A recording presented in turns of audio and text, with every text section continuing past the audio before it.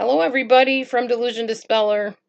Happy holidays. I know everybody's getting ready to, well, maybe not everybody, but people are getting ready to exchange gifts and have family over or visit family and be together. And if you're not, and this is a sad time for you, I want you to know that I'm praying for you. My heart goes out to you. And I know just because some people are all happy and giddy over the holidays doesn't mean everybody is real into the holidays. Sometimes holidays are very painful for people.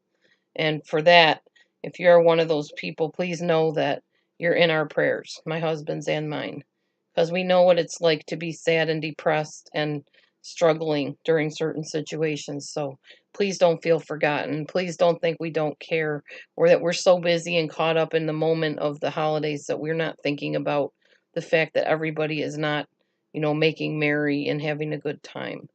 Please know that, you're in our thoughts and our prayers during this time for sure.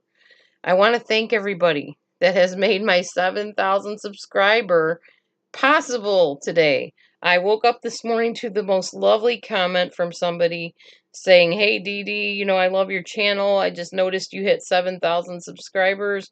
She's a new subscriber, and I'm just really blessed. Thank you, thank you, thank you, everybody. Thank you, Lord. I am so thankful because I don't know. I just like the number 7. It's a God number.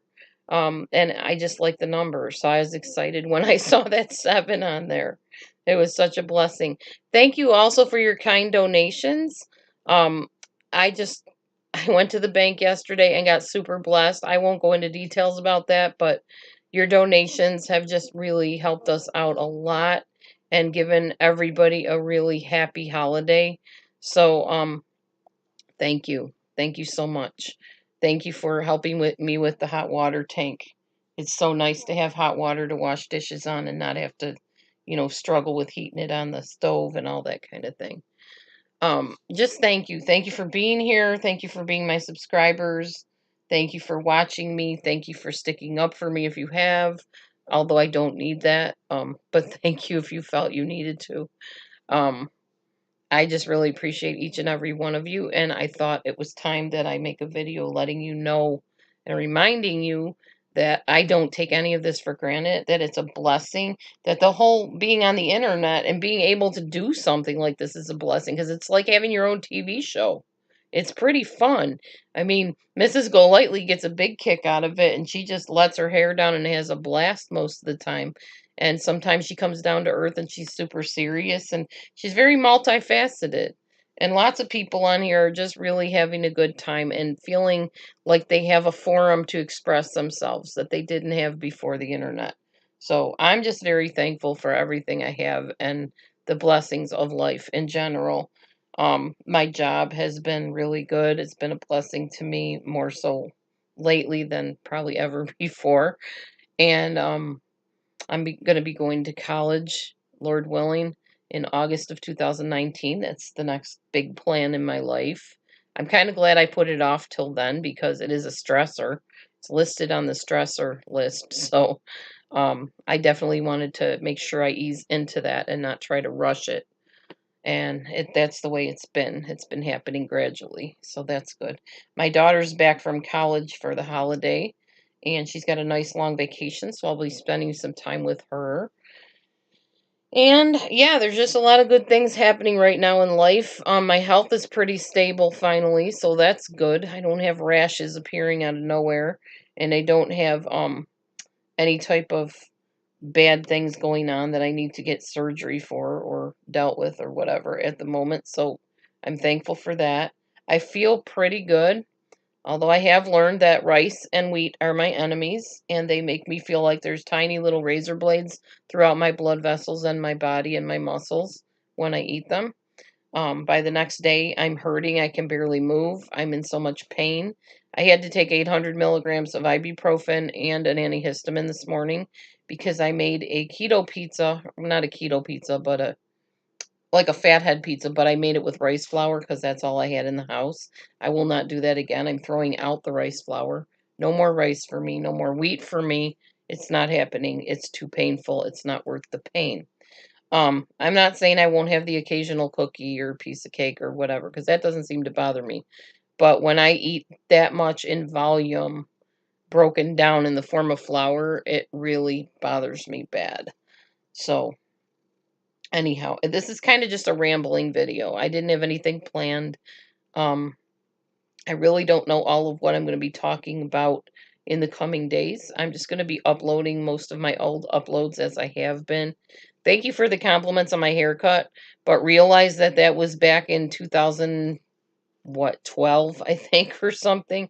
It was a while ago. It might have been more, more recent than that, but it was an old one, and obviously you can see my hair is not cut. So that was an old video. Yeah, I like the haircut, but right now I'm kind of enjoying having my hair longer, and it takes a long time for it to grow now. Now that I'm like in my 50s, it doesn't grow like it used to. Let's see. There's something else I was going to. Oh, please check out Cynthia G's channel. She's just getting started, and I told her I would send people over to her channel. I'm trying to figure out if I can somehow find out exactly what her channel name is. It's Cynthia space G, Cynthia space G. Check out her channel. If you haven't already, go to Mrs. Analyzer's channel and go to Mrs. Golightly if you like her form of entertainment. There's all kinds of wonderful people on here that are doing videos on different subjects. What's interesting to me is we all kind of came at the whole Chris Watts murder case situation from different angles. Everybody was doing different things at the time and got kind of drawn into that vortex of craziness over time. Just from coming at it from our individual personal platforms. So for me, I was just what I've always been, a channel that talks about personality disorders, behavior disorders, that kind of stuff. And my daughter sent me the pregnancy announcement of Shanann Watts on Facebook, and it went from there to find out, oh my gosh, this woman's missing, her children are missing. Next thing we know, there's this horrendous murder case we're all not witnessing, but you know what I mean, hearing about. And we just all got sucked in and drawn into this whole thing. And I think most of us are kind of trying to veer away from it, except if you're a crime channel, which I'm not. I'll talk about it, but I'm not like as into it as I was because it's not what I'm about. And that depresses me. I don't like negative stuff. I don't like hearing that precious little children, especially, were killed, or anybody, even a woman, a man, whoever, it doesn't matter. I want everybody just to get along and stop hurting each other, let alone killing each other. This world is just a really twisted, messed up place sometimes, and I don't want to sit and talk about how messed up it is. I'd rather talk about happy things that are happening in spite of all the messed up negative stuff. I guess one new thing that's coming up in this new year is my husband's going to be more involved in my videos. He's going to probably be on more of them. Not all of them, but we're going to probably do some together. We don't know exactly what our topics will be or whatever. We may just talk to each other on the video and see where it goes. A lot of couples do that. They just show their life on video. So we may do that. I don't know. One last thing I was thinking of, Cynthia was sharing some things about herself and her diagnoses and stuff. And I wanted to just kind of say, I think most of us have a little bit of some kind of OCD in us. If you find yourself doing something over and over and you do it to the point where you have to do it to a certain level, to me, that's kind of OCD behavior. Like for me, I pick at my nail polish. I could just take it off with nail polish remover, but I get some big thrill out of watching it peel. And I just do it. I peel it all off and then I repaint my nails. That's better than biting my nails, which is what I used to do. I stopped biting my nails when my daughter got married and I wanted to grow my nails pretty for the wedding. And when I did that, I liked how it looked. I liked how it felt. And I realized that I didn't have to keep my nails super long just because I wasn't biting them. I don't like super long nails because when they split down the middle and right down into your finger nerves, and it hurts. So, and that's happened to me more times than I can tell you when I've had long nails. I also don't like the feeling of trying to push down on like the keyboard around the nail in order to type or to play my keyboard. So I don't like longer nails, and I don't keep them long like that. I just keep them, yeah, about this level, like where just a little bit of white is showing beyond the fingers. Even that, my mom and stepdad would be proud of me for, because I bit my nails as a little girl all my life, and now I finally am able to let them grow and paint them pretty, and yeah, so I'm pretty proud of that. And people have commented, your nails look pretty, and that means a lot to me because it took years to get to the point where I wasn't biting them. I also know that it helps if you tell yourself, if you have this habit you can't stop, don't tell yourself, shame yourself and say, oh, you stupid fool, you keep on doing this, you keep on drinking, you keep on biting your nails, you keep on doing whatever. Tell yourself they're there. If you want to bite them. The drink is in the fridge. If you want to drink it, you can drink it. Give yourself permission to know that your habit is there if you want it. But get to the point where you find other things to do that you want to do more. So anytime you try to break a habit, you have to have something as a go-to. So you leave that habit and go to a new habit. But you can't just quit things cold turkey and think you'll be fine. You've got to pick up other habits in replacement, because that's how the human mind works, I believe. So in order to stop biting my nails in preparation for the wedding, this is how I did it. Every day that I did not bite my nails in any way, shape, or form, I painted one nail. Now, there was positive and negative reinforcement I used by doing this. The negative reinforcement was I looked kind of silly with just one nail painted. I felt kind of silly with one nail painted, going to work with just one nail painted. But I did it, and I made myself do it until I could grow all the nails out. So every day I didn't bite my nails, I painted a nail. So first I'd paint my thumbnail, just on one hand, by the way, because I had to do it with all 10 fingers. And then I would paint my pointer fingernail. Come on, boy, get in. I'm trying to let my kitties in the house. And then I would paint the next nail. You get the drift. So you just gradually paint each nail until you get all 10 of them painted. Now, if you had a day where you bit the nail, then I don't remember what I was going to do. Maybe take the nail polish off and start over? Probably not, because that would be too much negative reinforcement. I think you just wouldn't paint the nail that day, so you'd still have one painted nail the next day, and probably one bitten nail. I don't know. It worked for me, because as you see, all 10 of my nails are grown. I remember learning about this thing where if you bite your nails, every time you would bite your nails, grab the desk in front of you or the table in front of you and just squeeze when you get that urge to bite till the urge passes, and just retrain the neurotransmitters in your brain to do something different. It can be done. Habits can be broken. I know they can. Alcoholism is a little harder because you're talking about an addiction that is all encompassing, not just a physical addiction. It's a physiological, a psychological addiction. Your body literally craves the very thing that is killing it. It's really hard to explain, but it's the same with nicotine, anything that's like drug related. Your body's craving it, but as you take it in, it's destroying your body, but at the same time making you crave more.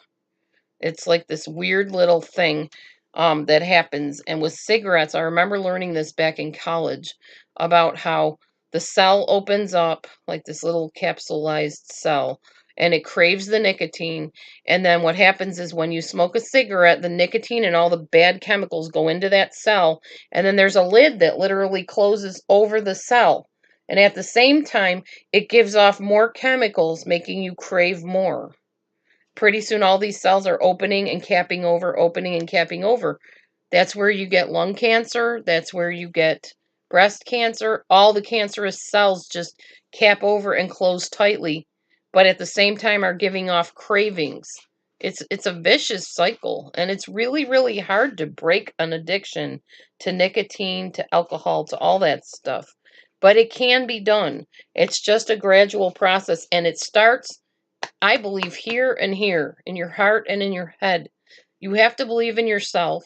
You have to work out those issues that are making you put yourself down, making you shame yourself, making you hear those voices in your head that shamed you before. But if you can get to the point where you can heal from all those outside influences that have come inside and keep tormenting you from the inside out, I believe you can break your addictions. Anyway, my master's degree is in addictions counseling, so I may just find my notes on addiction and maybe do some videos on that. I do know somebody had asked me to do a video on the narcissism during the holidays and having to celebrate the holidays with narcissists. I'm going to do a little bit of research on that, I think today and tomorrow probably, and hopefully start putting out some videos this week on that. Since Christmas is right around the bend, obviously, it would be a timely thing to do. And even if it's a little bit after Christmas, New Year's is coming up. So between Christmas and New Year's, I hope to have something about narcissists during the holidays for you all to watch. That's what I'm working on next. Anyway, I think I've talked long enough, and this isn't a live video, so I'll let you comment, below like I do. And I guess I'll just wait to read your comments and comment back to you. Thanks for stopping by. If it's your first time, welcome to my channel. It's the Delusion Dispeller channel. I dispel delusions. That's what I do. And the main delusions I dispel are that you are needing to be ashamed of yourself, or that you're making up stories, that nobody could be that mean to you, that kind of stuff. When you're with a narcissist or a toxic person, they are mean. They do say tactless things, and you're not imagining it, and I believe you. So that's what Delusion Dispeller is all about. Some people called me Delusional Dispeller. I guess I'm delusional in some ways, maybe. I don't know how, but I'm sure some things I'm delusional about. I don't know everything about everything. But I am the Delusion Dispeller and have been since 2008 or 9. I was a life coach for a while. I am now a motivationalist, an inspirationalist, and an influencer, and also a researcher to an extent. So that's who I am. And who are you? Introduce yourself. I'd love to know you. And thank you for coming to my channel. Thank you again, everybody, for the subscriptions. It blessed my socks off this morning to see that I had hit 7,000. So thank you. And here's to a happy new year and whatever new things come your way. We'll see you on the next video. God bless you. Bye.